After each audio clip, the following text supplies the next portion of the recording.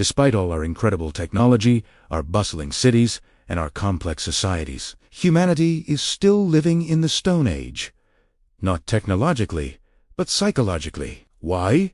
Because the most primitive part of our brain, the reptilian brain, is still running the show. This ancient survival mechanism is all about perceiving threats, drawing boundaries, possessing things, making snap decisions, and attacking, look around you, the way nations operate. The headlines screaming from your newsfeed, the wild swings of the economy, the behavior of our leaders. It's all driven by this reptilian logic, fear, possessiveness, and a warrior instinct. As long as this ancient trio is in charge, our higher-level thinking, our cortex, gets shut down. Objective thought disappears, and we're dragged back into chaos. It's a sobering thought. Our reason doesn't govern our world. Our reptilian brain governs our reason. So, what's pouring gasoline on this ancient fire? The media, the press and television, are the most powerful tools shaping our modern minds, but they don't speak to our logical cortex. They speak directly to our emotional and reptilian brains. Why? Because the reptilian brain reacts instantly. It gets scared fast. And it gets angry even faster. Think about the news you see every day. Non-stop crises, war, disasters, economic panic, and a constant drumbeat of us versus them. Every single one of these stories is like a little alarm bell for your amygdala, the threat detection center of your brain. The more threat signals you receive, the more your logical cortex shuts down. The media knows this. They thrive on speed, chaos, emotion, and shock, because that's what gets an instant reaction. They keep us in a constant state of agitation, preventing us from ever calming down and thinking clearly. Society can't evolve to a higher level of consciousness until the media itself evolves. Now let's talk about politics and the state. At its core, politics is about competition, perceiving threats, and the struggle for power.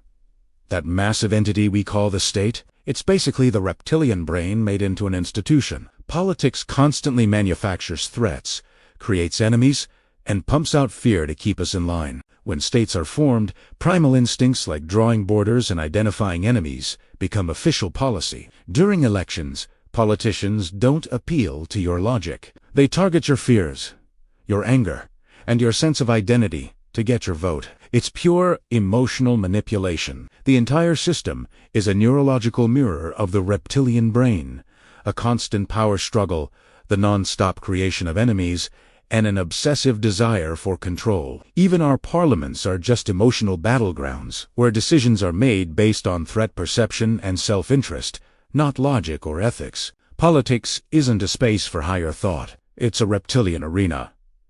And then we have the military. This institution is perhaps the purest expression of the reptilian brain in our civilization. The entire structure is built on command and obedience, hierarchy, border protection, and the attack reflex. That's about 85% reptilian brain. Another 10% is the limbic system, fueling patriotism and allegiance, and the cortex, responsible for strategy and logic. It gets maybe 5%. The cortex is used, but it's never in charge. War itself activates the most primitive circuits in our brain: fear, survival, attack, and defense. When war begins, empathy vanishes, logic shrinks, and the cortex is completely suppressed. We've modernized our weapons with drones and AI, but we haven't evolved our thinking. A reptilian brain armed with advanced technology just makes for a more dangerous world. The military is an extension of our primal instincts, not our conscious reason. It is, right now, the world's biggest and most powerful reptilian brain. This pattern continues right into our economy. The entire global economic order is built on the psychology of possessiveness and scarcity. At its core, you find three primitive instincts. First, the instinct of possessiveness.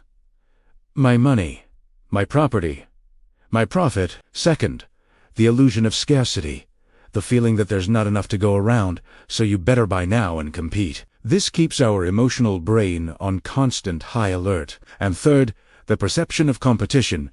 Beat the other guy. Crush them. Win at all costs. This is the pure, unadulterated code of reptilian evolution. Corporations operate with this same logic. Get bigger, defeat the competitor, maximize profit. Marketing doesn't appeal to your logical cortex. It targets your emotional limbic system, which craves instant gratification. Our current system of capitalism is basically the organized economy of the reptilian brain. Our logical cortex thinks long-term and considers ethics, but the reptilian brain screams, "I want it now." Even our deepest belief systems, like religion and ideology, are wired into this primitive framework. Their immense power comes from their ability to manipulate our reptilian and limbic layers. The formula is simple and universal. Create fear, demand obedience, foster allegiance, draw boundaries, and create an us versus them mentality. The primary function of many religious structures hasn't been to soothe fear, but to control the masses by generating it. The fear of hell, or the reward of heaven, effectively disables our critical thinking. Ideologies work the same way. The flag, the leader, the in-group, and the designated enemy all trigger a deep, emotional attachment. This creates a kind of collective euphoria, where the logical cortex just fades into the background. The cortex thinks without limits, but the reptilian brain despises that. It needs clear lines and enemies. This is why religion and ideology are often the final strongholds of the reptilian brain. You'd think the one place safe from this would be the world of science, the very laboratory of the cortex. But you'd be wrong. Even here, the reptilian and limbic systems dominate. The reptilian brain shows up in science as battles for prestige, titles, funding, and a rigid resistance to new ideas. Remember, to the reptilian brain, anything new is a threat. The limbic system adds ego, jealousy, and the fear of being excluded, pressuring scientists to conform rather than innovate. This suffocates the courage and originality that true science requires. The cortex does shine through in the dedication to evidence, in moments of free thought, and in paradigm-shifting breakthroughs. But this small minority is often silenced or pushed to the margins by the system itself. The institution of science is under the influence of the reptilian brain. And what about our education system? It's supposed to be a factory for producing intelligent, critical thinkers. Instead, it's a factory that reinforces our primitive programming. The modern education system runs on reptilian logic, obedience, rote, memorization, punishment, reward, ranking, and submitting to authority. Exams are a threat. Grades are a reward-punishment system. This is why most students learn to be fearful and to memorize, not to be creative or to question. The system isn't designed to empower the cortex, because a cortex-educated person questions authority, and the system finds that dangerous. It's a machine that actively disables our higher brain functions. So where does this leave us with our most advanced creation? Artificial intelligence.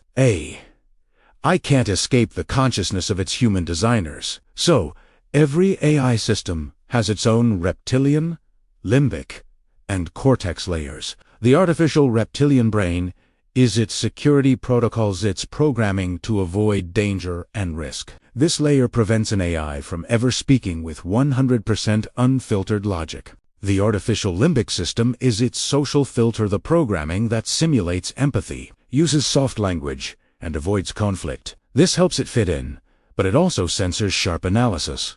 Why can't we just build a pure cortex AI? Because we design it with our own reptilian fears. What if it says something dangerous?